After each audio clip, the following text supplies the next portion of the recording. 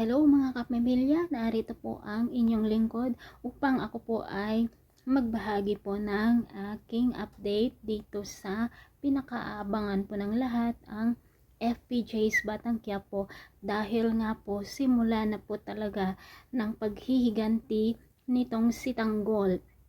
Dahil nga binitawan na nga po niya itong si Mokang dahil ito pong kanyang girlfriend ay nagpakasal na dito kay Ramon. Wala nga po siyang nagawa dahil nasa bilangguan po siya noong araw ng kasal ni Mokang at Ramon. Pinaubayan na lamang po ni Tanggol ito dahil alam niyang masaya naman si Mokang dito sa kanyang napangasawa dahil nga po may pera at ito nga ang makakatulong sa kanyang pamilya, lalong lalo na po sa kanyang tatay.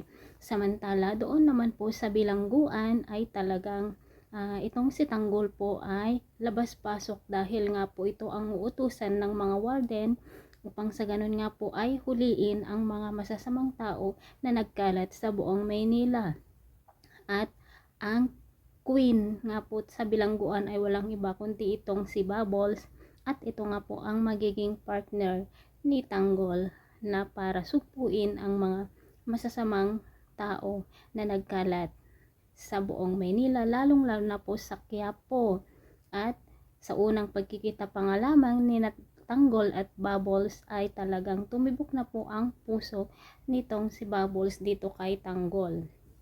Ngunit si Tanggol talagang mahal na mahal niya si Mokang, pero para makalimutan na nga niya ito ay liligawan nga po niya itong si Bubbles dahil maganda naman ito at talagang ipinapadama naman ni Bubbles na mahal nga po niya itong si Tanggol.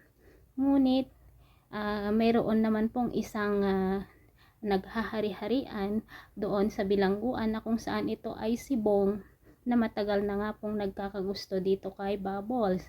At dahil nga sa magkalapit sina Tanggol at Bubbles ay magseselos itong si Bong at meron pong malaking riot na mangyayari doon sa bilangguan dahil nga po sa pinag-aagawan ni Bong at Tanggol itong si Bubbles.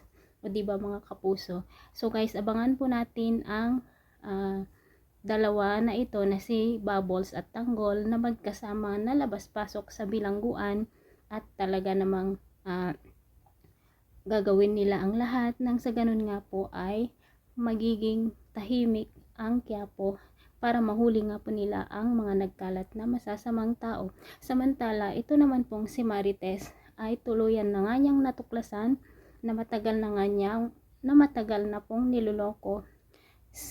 Matagal na nga po itong niloloko ng kanyang asawa na si Rigor.